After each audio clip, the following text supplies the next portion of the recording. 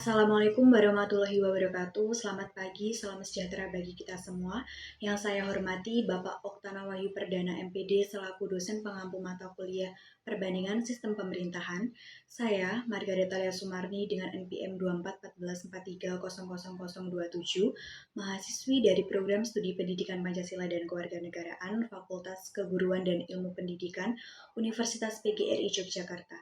Baik, pada kesempatan kali ini saya akan memaparkan materi mengenai separation of power atau pemisahan kekuasaan mulai dari pengertian, lalu teori yang dikemukakan atau ditemukan oleh seorang tokoh, lalu pembagian kekuasaannya, penerapan di Indonesia, ataupun hubungan antara separation of power dengan check and balance. Apa itu separation of power? Separation of power atau pemisahan kekuasaan adalah suatu konsep ketatanegaraan yang dimana membagi kekuasaan negara menjadi beberapa lembaga yang berbeda. Lalu tujuan utama dari separation of power ini adalah untuk mencegah terjadinya pemusatan kekuasaan pada satu pihak ataupun satu lembaga, sehingga menghindari terjadinya penyalahgunaan kekuasaan, yang dimana dalam negara yang demokrasi, dengan adanya pembagian kekuasaan ini sangat penting karena untuk menciptakan pemerintahan yang lebih adil, transparan, dan bertanggung jawab dengan adanya pembagian kekuasaan yang dimana setiap lembaga negara itu memiliki tugas, kewenangan, dan fungsi masing-masing. Akan tetapi mereka itu saling bekerja sama, saling mengawasi antara satu dengan yang lainnya. Teori separation of power yaitu dikemukakan oleh seorang filsuf dari Perancis yang bernama Montesquieu dalam bukunya yang berjudul The Spirit of the Law. Ia mengemukakan bahwa kebebasan masyarakat itu hanya dapat terjamin apabila kekuasaannya itu tidak hanya dipusatkan pada satu pihak. Lalu, Montesquieu ini membagi kekuasaan negara menjadi 3 cabang. Yang pertama yaitu kekuasaan legislatif, yaitu yang kedua kekuasaan eksekutif, dan yang ketiga itu kekuasaan yudikatif, di mana dari ketiga cabang kekuasaan ini, baik legislatif, eksekutif, dan yudikatif, walaupun mereka itu memiliki fungsi, tugas, dan kewenangan yang berbeda, tetapi mereka itu saling berkaitan dalam menjalankan pemerintahan suatu negara. Yang pertama yaitu kekuasaan legislatif. Jadi kekuasaan legislatif itu adalah kekuasaan yang bertugas untuk membuat undang-undang, lalu menyusun anggaran negara, dan mengawasi jalannya pemerintahan. Kekuasaan legislatif di Indonesia itu dijalankan oleh DPR, DPD, dan MPR. Yang pertama yaitu DPR atau Dewan Perwakilan Rakyat, yang dimana saat ini Dewan Perwakilan Rakyat Republik Indonesia itu diketuai oleh Ibu Puan Maharani, yang dimana DPR itu memiliki 3 fungsi utama. Yang pertama yaitu fungsi legislasi atau pembentukan undang-undang. Jadi DPR itu bertugas untuk menyusun ataupun membuat serta membentuk undang-undang. Lalu yang kedua itu ada fungsi anggaran dan pembahasan anggaran pendapatan belanja negara. Jadi DPR itu juga bertugas untuk mengelola serta menyusun pendapatan belanja negara. Seperti itu. Lalu yang ketiga itu ada fungsi pengawasan terhadap jalannya pemerintahan. Jadi DPR itu juga bertugas untuk mengawasi jalannya pemerintahan, apakah pemerintah itu sudah berjalan sesuai dengan tanggung jawabnya atau justru menyimpang seperti itu. Jadi apabila dibandingkan dengan pimpinan DPR sebelumnya, fungsi DPR itu tidak mengalami perubahan. Yang berubah itu adalah tantangan dan fokus kebijakan sesuai dengan perkembangan zaman. Saat ini DPR itu menghadapi tantangan berupa program pembangunan nasional serta menyesuaikan sesuai dengan kebutuhan teknologi, sesuai dengan perkembangan zaman, serta juga menyesuaikan dengan kebutuhan dari masyarakat.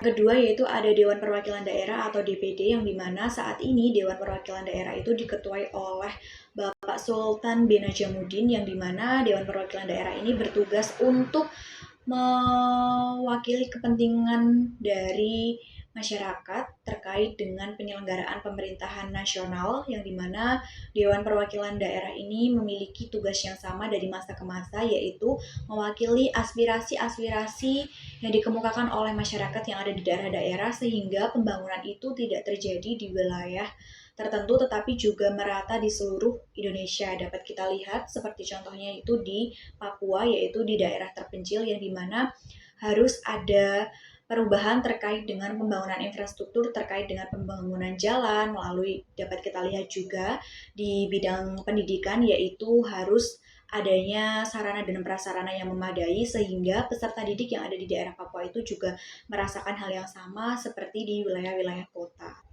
Lembaga kekuasaan legislatif yang ketiga itu ada MPR atau Majelis Permusyawaratan Rakyat. Jadi MPR saat ini itu diketuai oleh Bapak Ahmad Muzani. Jadi MPR itu memiliki tugas yang pertama itu mengubah dan menetapkan Undang-Undang Dasar 1945, lalu melantik Presiden dan Wakil Presiden, dan yang ketiga itu menjaga pelaksanaan konstitusi. Jadi jika dibandingkan dengan periode sebelumnya, fungsi MPR itu tetap sama, namun saat ini MPR itu semakin aktif dalam melakukan sosialisasi 4 pilar kebangsaan kepada generasi muda agar dapat memperkuat persatuan bangsa.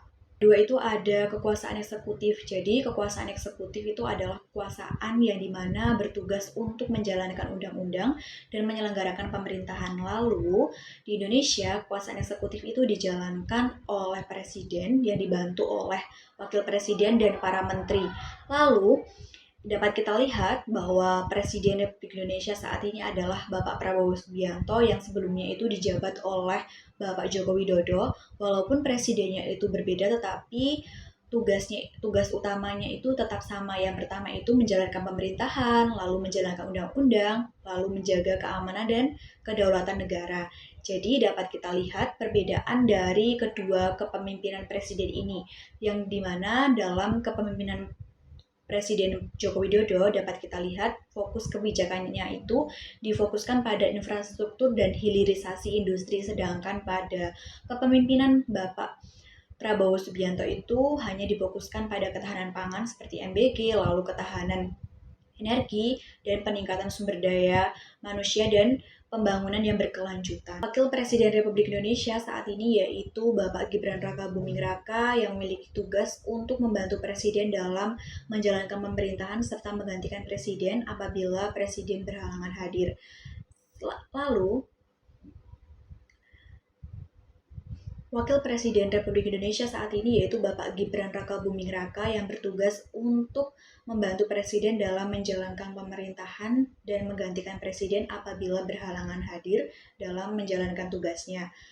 Dan juga dibantu oleh para menteri, dapat kita lihat sebagai contoh yaitu Menku atau Menteri Keuangan yang awalnya itu dijabat oleh Ibu Sri Mulyani, sekarang digantikan oleh Bapak Purbaya Yudi Sadewa, yaitu Menteri Keuangan yang bertugas dalam mengelola keuangan dan penyusunan APBN. Ketiga yaitu ada kekuasaan yudikatif. Jadi kekuasaan yudikatif itu adalah kekuasaan yang bertugas untuk menegakkan hukum dan memberikan keadilan, di mana kekuasaan yudikatif di Indonesia itu dipegang oleh MA, MK, dan KY. Yang pertama yaitu ada Mahkamah Agung yang dimana saat ini itu diketuai oleh Bapak Sunarto, yang dimana MA ini berjumlah 47 hakim dari 60 hakim secara maksimal. Tugas dari MA yaitu yang pertama mengadili perkara hukum di tingkat akhir atau tingkat kasasi, lalu yang kedua itu menguji peraturan perundang-undangan di bawah undang-undang terhadap undang-undang. Lalu yang kedua itu ada Mahkamah Konstitusi atau MK yang saat ini itu diketuai oleh Bapak Soehartoyo, yang dimana jumlah dari Mahkamah Konstitusi itu berjumlah 9 hakim. Tugas dari Mahkamah Konstitusi yang pertama yaitu mengadili sengketa antar lembaga negara, mengadili sengketa hasil pemilu, lalu membubarkan partai politik. Jadi, tugas utama dari MK yaitu memberhentikan presiden dan wakil presiden apabila melakukan kesalahan. Yang ketiga itu ada Komisi Yudisial atau KY. Jadi saat ini Komisi Yudisial atau KY itu diketuai oleh Bapak Amzulian Rifai, yang dimana jumlah dari KY itu berjumlah 7 hakim, yang dimana 2 sebagai ketua dan 5 sebagai anggota. Jadi tugas dari Komisi Yudisial itu bertugas untuk mengawasi kode etik baik itu dari Mahkamah Agung ataupun dari Mahkamah Konstitusi. Setelah kita memahami ketiga cabang kekuasaan tersebut, dapat kita lihat bahwa ketiga cabang kekuasaan tersebut tidak dapat bekerja secara terpisah. Oleh karena itu mereka itu saling bekerja sama. Oleh karena itu, dengan adanya konsep check and balance, yaitu mekanisme yang saling mengawasi dan saling mengimbangi antara lembaga yang satu dengan lembaga yang lainnya.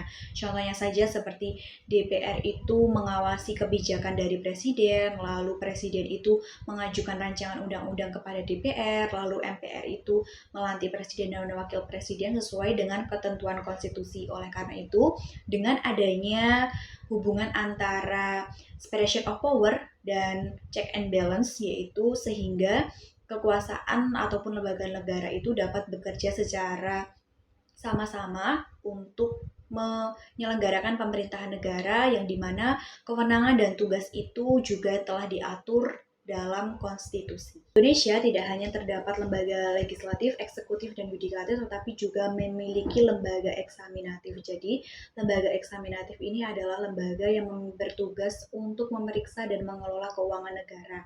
Di Indonesia, lembaga eksaminatif ini dijalankan oleh BPK atau Badan Pemeriksa Keuangan yang bertugas untuk mengelola keuangan, memeriksa keuangan, ataupun menyusun anggaran-anggaran APBN seperti itu sehingga tidak terjadi sebuah penyelewengan. Berdasarkan pembahasan yang telah saya sampaikan terkait dengan separation of power ataupun pemisahan kekuasaan yang dimana ketiga kekuasaan tersebut itu juga harus diimbangi dengan konsep check and balance yang dimana ketiga lembaga tersebut itu juga harus saling mengawasi dan saling mengimbangi antara satu lembaga dengan lembaga yang lainnya sehingga pemerintahan itu dapat berjalan secara transparan, adil, dan bertanggung jawab. Kita juga sebagai rakyat ataupun warga negara Indonesia itu juga harus mengawasi bagaimana pemerintahan ataupun bagaimana tugas-tugas dan fungsi kewenangan yang dijalankan dari ketiga lembaga tersebut. Sekian pembahasan materi mengenai separation of power dan check and balance yang dapat saya sampaikan. Apabila terdapat kesalahan dan kekurangan, saya memohon maaf. Saya ucapkan terima kasih. Wassalamualaikum warahmatullahi wabarakatuh.